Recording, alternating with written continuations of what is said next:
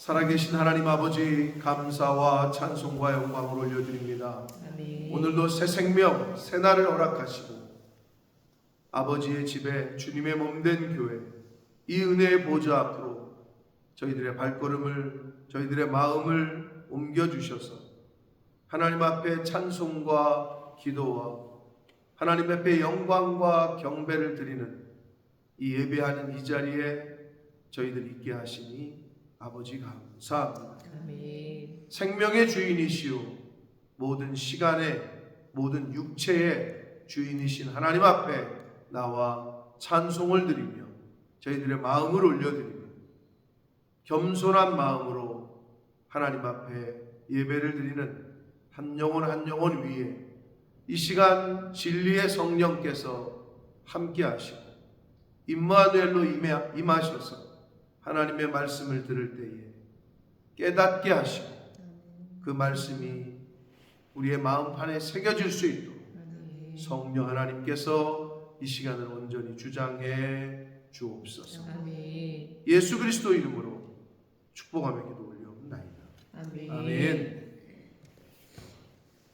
한 주간 동안 고난 주간을 보내면서 하박국서의 말씀을 나눴습니다. 하박국 선지자가 가졌던 질문, 왜 악인이, 왜 선한 사람은, 왜 바벨론이, 왜 이스라엘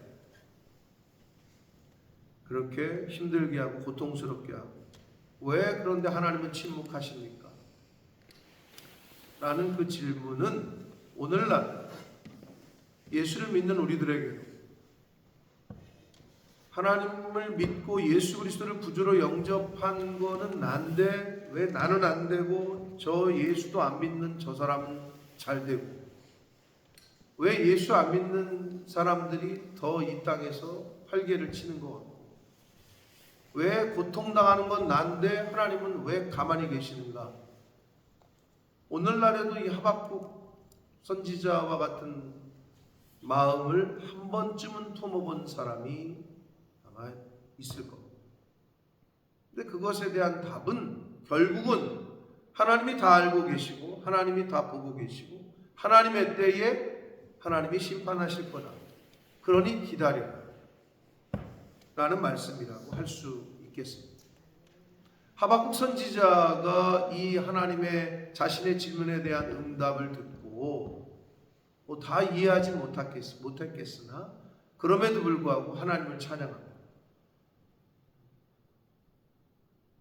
창조주이시고 이 세상의 주관자이시고 또 심판하실 분도 하나님이심을 깨닫고 하나님을 찬양하는 내용이 3장이었고 이 16절은 자신이 하나님의 심판과 이스라엘의 심판, 바벨론을 심판하시는 것은 곧 이스라엘을 심판하시는 것과 같고 이스라엘을 심판하신다는 것은 곧 바벨론을 심판하신다는 것과 같은 얘기다.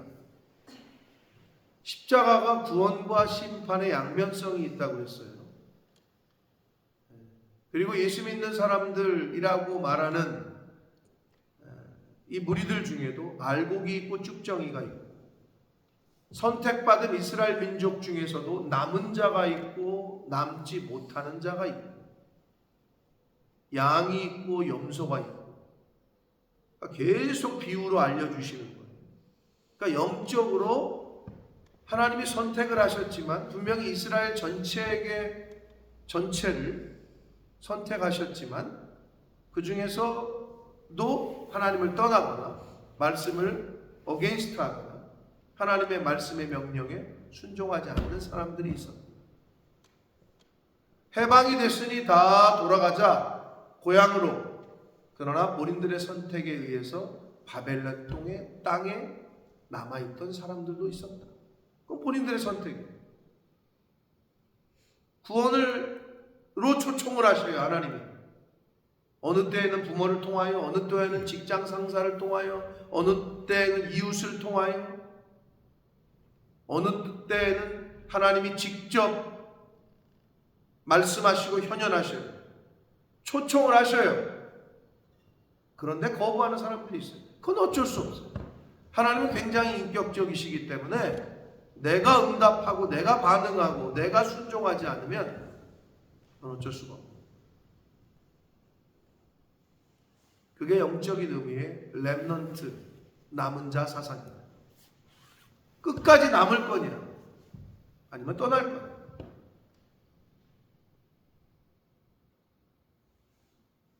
김희경 사모님이 김경애 권사님에게 언니에게 쓴 카톡이 마지막 유언이 됐는데 그걸 저에게 보여주셨는데, 또 통화도 했다고 그랬었나? 예수 믿다가 중간에 포기하는 사람들도 많더라. 언니는 끝까지 남아라, 뭐 이런 얘기를 했다고 그랬죠? 그게 성령이 하시는 말씀이라고 저는 믿습니다. 네. 끝까지 누가 남을 거예요. 우리가 그런 말 하잖아요. 힘센 자가 이기는 게 아니라 끝까지 남는 자가 이기는 거다. 그건 이 세상에서 마찬가지예요. 원투 선수가 링 위에 끝까지 스탠딩 서 있는 사람이 이기는 거예요. 끝까지 포기하지 않고 남아있는 사람이 결국은 주의 영광을 보는 거예요. 그러니까 그런 의미에서 구약 성경의 이 렘넌트 사상은, 남은 자 사상은 우리에게 주는 교훈이 큽니다. 누가 끝까지 남을 거냐? 누가 끝까지 예수님 곁에 있을 거냐? 가상칠언, 십자가상에 하셨던 예수님의 7가지 말씀, 수요일날 했지만 전혀 다 기억 안 나지? 하영아? 전하영? 네. 다 기억이 안 날 거지만 그 중에서 언급된 유일한 제자는 사도 요한이에요. 보라, 이제부터는 내 어머니.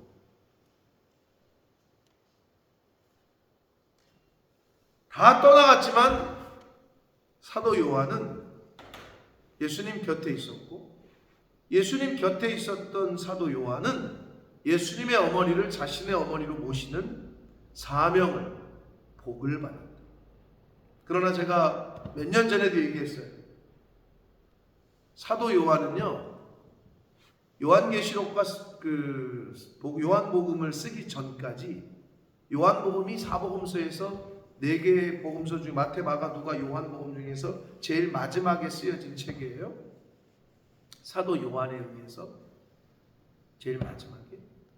처음에는 인정도 못 받다가 4번째 복음서인 이 요한복음은 근래에 들어서 불과 한 100년, 200년, 300년 때에 의해서, 학자들에 의해서 이거는 굉장한 학문적인 가치도 있고 그렇다, 그렇게 됐는데 예전에는 취급도 못 받았다. 제가 한번 말씀드렸잖아요. 그러면 요한계시록은 언제 썼어요? 늙음하기, 반모섬으로 유배되고 나서, 이제 죽을 때 다 돼서. 그러면 사도 요한 입장에서는 자신들 함께 예수님을 따르던 가룟 유다는 죽었고 나머지 10명들이 야고보는 막 예루살렘 총회, 막 한마디로 총회장이 됐지. 그런 데다가 사도라고 또 11명, 12명에 끼지 않았던 사도 바울은 전 세계를 누비면서 복음 전하지. 베드로는 뭐 그냥 가가지고 거꾸로 뭐 십자가에 순교했다 그러지. 다 한 가닥씩 하고 있단 말이야, 다른 제자들은. 근데 지는 그냥 늙을 때까지 뭐 했냐? 예수님의 명령, 엄마 잘 돌봐라. 그냥 엄마 시중 들고 예수님 마리아 그냥 이거 한 거예요. 그러니 남자로 태어나서 말이야, 나도 사도 요한처럼, 사도 바울처럼, 다른 제자들처럼 말이야, 예루살렘 총회 말이야 한 가닥씩 하던지 굵직굵직한 일을, 우리가 생각하는 굵직굵직한 일을 왜 그런 마음이 없었을까 생각을 해봤단 말이지. 그러니까 늙을 때까지 그는 뭐 했느냐? 예수님의 명령, 엄마 잘 돌봐라. 그것만 하고 있었던 거예요. 그런데 마지막에 하나님께서 그 사도 요한에게 요한계시록을 쓰게 하셨다.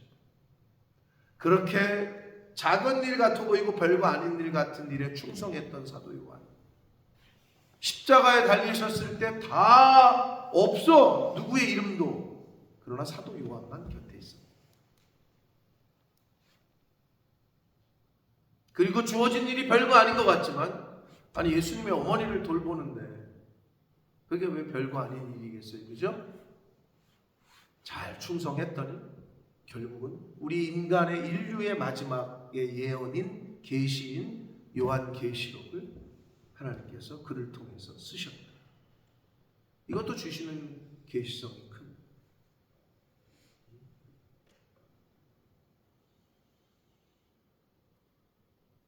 이 하박국 선지자가 그러한 하나님의 심판의 말씀을 듣자 솔직하게 썼어요. 16절, 내가 들었으므로 내 창자가 흔들렸다. 너무 두려운 거예요. 이 말은 내 오장 육부가 다 지금 떨리고 있는 거야. 하나님의 심판의 말씀을 들을 그 목소리로 말미암아 내 입술이 떨렸다. 입이 바로 떠는 거지. 온 몸이 떠는 거예요. 무리가 우리를 치러 올라오는 환난 날을 내가 기다림으로. 이제 하나님이 그렇게 정하셨다고 하니까 바벨론에 의해서 우리가 쑥대밭이 되고 다 죽고 이제 막 되니까 그거를 기다리는 입장에서는 몰랐을 때야 모르는 게 약이라고, 아는 게 병이라고 이제 알았네. 그러니 그 기다림이 얼마나 하루가 지옥 같겠지. 자신이 두려운 것도 그렇지만 자기 민족이, 자기 나라가 이제 쑥대밭이 되는 거야. 이걸 알았으니 얼마나 썩이는 것이 내 뼈에 들어왔다. 뼈가 썩는 거야. 그걸 기다리는 그 순간이 뼈가 썩는 거지. 내 몸이 그렇게 내 처소에서 떨렸다. 이런 고백을 합니다. 솔직한 마음이지. 하나님의 심판의 말씀을 들으니 두렵고 떨렸다는 거죠. 그런데 그것으로 끝내지 않아요. 이 하박국 선지자는 그럼에도 불구하고 이제 그 유명한 17절, 18절에 우리가 찬송으로도 지어서 부르는 그 유명한 고백을, 그 찬양을 합니다.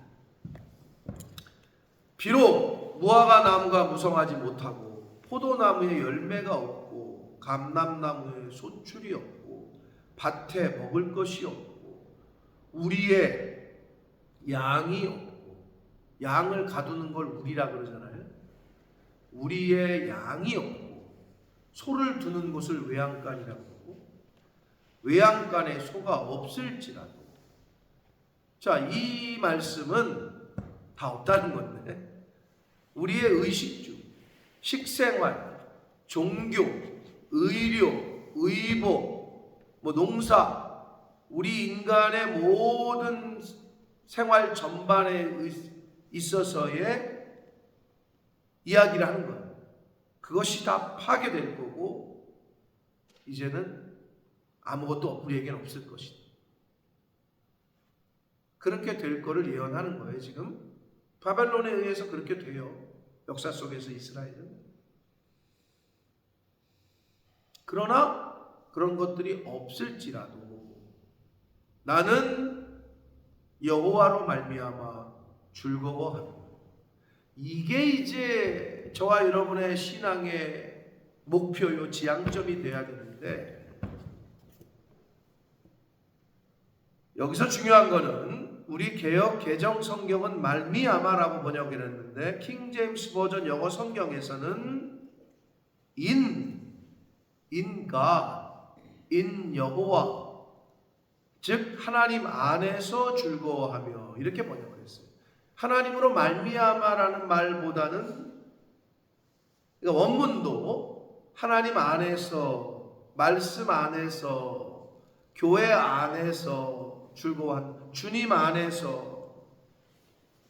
그러니까 예수님도 in Christ, en Christos, 헬라어로는 이 굉장한 신학적인 그 사상인데, 내용인데, 말씀 안에 있다, 교회 안에 있다, 주님 안에 있다, 하나님 안에 있다. 연애해 보신 분들 다 아시잖아요. 네? 해보신 분들은 다 아실 거예요. 자, 맨날 얘기했잖아요. 파리의 여인, 내 안에 너 있다. 네? 사랑하는 사람이 내 안에 있잖아요. 그러면 주변의 환경이 보이질 않아요. 그 사랑하는 사람이 내 안에 들어옴으로 인해서 기쁜 거예요. 즐거운 거예요. 먹을 것이 없어도 내가 지금 고난을 해도 일을 해도 즐거운 거야. 기쁜 거야. 사랑해본 사람만 알아요. 이거는 내 안에 그 사랑이 들어왔을 때 그런 얘기예요. 주님이 내 안에, 내가 주님 안에 있으면 모든 게 해결이 돼요. 네, 그걸 경험하신 분들은 아실 거예요. 네, 어린아이가 부모님 손을 잡고 있는데 애가 엄마 아빠랑 가는데 버스를 타려고 하는데 이 조그만 애가 어떻게 나 차비 없는데 이래요? 어린애가? 배가 고픈데 어떡하지 나 돈이 없는데 이럴까? 애가? 아빠 손만 붙잡고 있으면 되는 거예요. 택시를 타건 식당을 가건 어디를 가건 아버지가 다 해결하는 거예요. 그게 우리에게 주시는 교훈인 거야. 내가 뭘 하려고 하는 게 아니라 내가 주님 안에, 말씀 안에, 하나님 안에 있으면 그게 해결이 되는 거예요. 그냥 우리는 그냥 붙어 있기만 하면 돼. 거기에 그냥 손만 꽉 잡고 있기만 하면 된다고. 근데 그거가 잘 안 돼. 왜 이 애놈 새끼들이 크면은 지금 승우가 손잡고 가자면 가겠어? 손을 뿌리치지? 알렉산더가 지금 엄마 뭐 팔짱 끼고 가자는 거 손 붙잡고 그러면 저 멀리 떨어져 가지. 저 뒤에 오거나. 왜 이렇게 크면은 자꾸 부모님 곁에서 떠나려고 하는지 모르겠어. 어리석은 거야.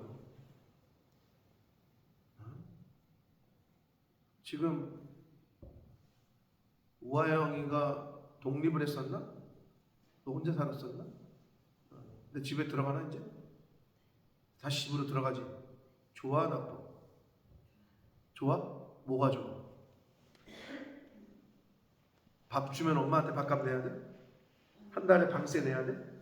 내야지. 인마 이제는 그 나이 됐으니까. 근데 혼자 살 때는 내가 방세 내야지. 밥 먹어도 내가 해야지. 뭐 해야지. 그래, 근데 집 안으로, 아버지 집 안으로 들어가는 순간 그 모든 게 해결이 되네. 그게 성경에서 하는 말씀이라고. 근데 이 하박국 선지자는 그걸 깨달았던 거야. 다 없어. 아무것도 없어. 없지만 나는 하나님으로 말미암아, 즉 하나님 안에서 즐거워한다라고 고백하고 있습니다.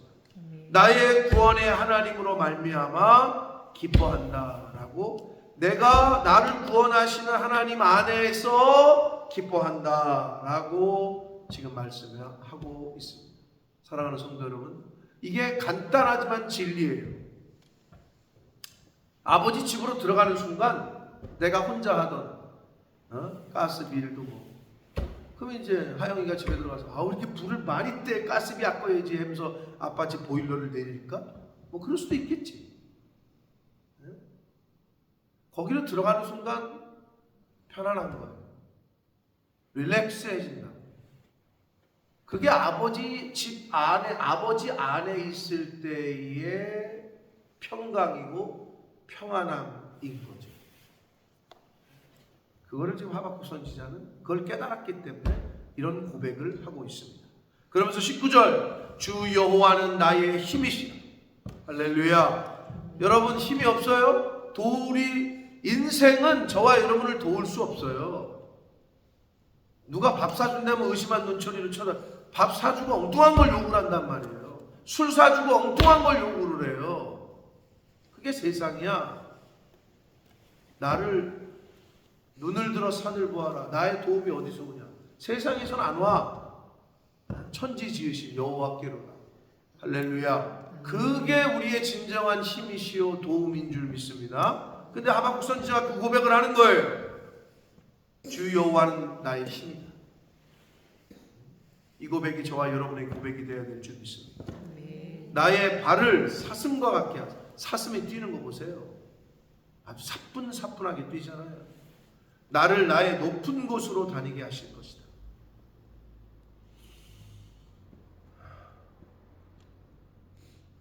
이 높은 곳이 여러분 어떤 나를 그럼 회장이 되게 하신다는 건가? 나를 사장이 되게 하신다는 건가?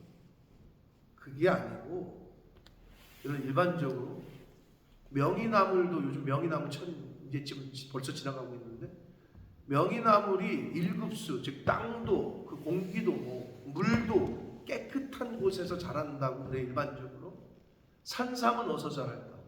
우리가 맨날 길 산책하는 이런 산책로에 산삼이 자랄까? 그렇지 않아요.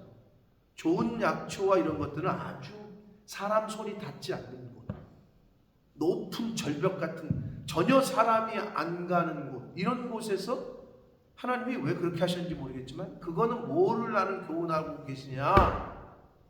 구별됨인 거야. 구별됨. 여기서 높은 곳이란 얘기는 세상의 것에 때묻지 않은 구별됨, 거룩함, 이걸 얘기하는 거예요. 우리 지위가 높아지는 거, 이 세상에 이 땅에서 잘 먹고 잘 사는 거, 과장에서 부장 되고 부장에서 전무되고 임원이 되고 뭐 이런 사장이 되고 이런 의미가 아니라 나를 나의 높은 곳으로 다니게 하신다. 이거는 때묻지 않은 것, 부정한 것과 죄악과 이런 것들로부터 구별된 것, 그런 곳으로 다니게 하신다 라는 고백. 누가? 하나님께서. 이 노래는 지휘하는 사람을 위해 내 수금에 맞췄다. 수금은 현악기를 말합니다. 인도자를 위해서 악기에서 맞춥니다. 사랑하는 성도 여러분, 우리가 고난주간 한 주간을 지키면서 기념하면서 예수 그리스도의 십자가의 은혜, 하나님의 사랑이요 예수 그리스도의 은혜, 하나님의 사랑과 은혜, 누구를 사랑하고 누구에게 은혜를 베풀려면 어떻게 해야 돼요? 내 수고가 들어가야 돼요. 사랑에는 희생이 따라요.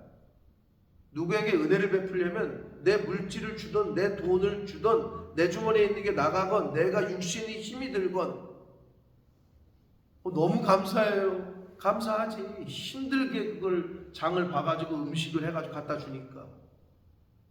그러니까 누군가가 은혜를 받았다. 누군가가 사랑을 받았다.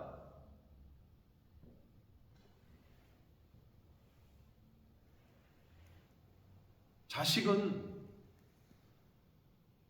부모의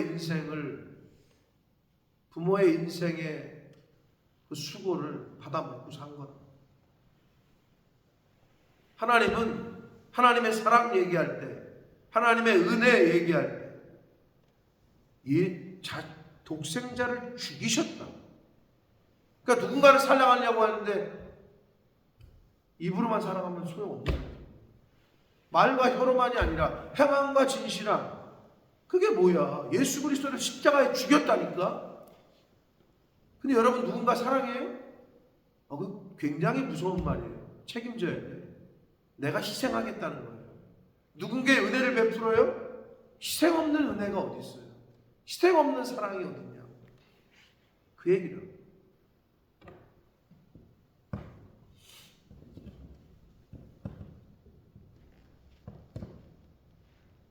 하나님이 언제 부르실지 모르나 부르시면 가야 됩니다.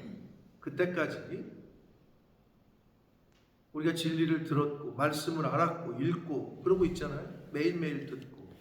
그러니까 부단히 오늘 주신 말씀을 이루어가려고 힘쓰고 애쓰시면 되는 거예요. 부단히 일주일에 나에게 주시는 영의 양식으로 주시는 말씀을 듣고 또 그걸 이루어가려고 힘쓰고 애쓰시면 돼요. 아니 밥을 먹어야 육신이 건강할 거 아니에요. 안 먹는데 무슨 일을 해? 하나님의 말씀을 듣지 않고 읽지 않는데 어떻게 하나님 나라의 일을 해? 세상에서의 일은 잘 먹어야 잘 쉬고 그래야 할 수 있는 게 세상 일이요. 그래야 회사 출근할 거 아니에요. 그래야 일할 거 아니에요. 그러나 영적인 일은 하나님의 말씀을 가까이 하지 않고는 할 수가 없어요. 그게 바로 영역이야. 몸이 체력이 있어야 될 거 아니야. 그러면 영적인 전투를 해야 함에 있어서는 영역이 없는데 무슨 전투를 해? 힘이 없는데. 아니 밥을 한 일주일 안 먹었는데 뭔 싸움을 해? 기운이 없는데. 마찬가지인 거예요. 사랑하는 성도 여러분, 남은 인생을 여러분이 살아가실 때 육신의 삶은 육신으로 살아야 되죠. 그러나 영적인 거는 영적인 것으로 하나님의 전신갑주를 입어야 보이지 않는 싸움을 할 수가 있다. 예수 그리스도, 하나님의 전신갑주는 곧 예수 그리스도라고 그랬어요. 그 예수 그리스도가 없으면 우리가 아무것도 할 수가 없어요. 그분이 나의 힘이기 때문에, 그분이 곧 구원의 투구요, 진리의 허리띠, 우리의 갑옷이고 방패고 칼이고 신이기 때문에 늘 하나님의 말씀이 육신을 입고 오신 분이 예수 그리스도다. 도대체 뭔 말이야 저게? 말이야 방구야? 이해가 안 되죠. 말씀이 육신을 입고 오셨다. 근데 그 말은 그분의 말씀이라는 거예요. 한마디로. 말씀의 본체시다. 사랑하는 성도 여러분, 잘 이해가 안 되는 게 당연한 거예요. 이해할 수 없어요, 성경. 기본적으로 믿는 거예요.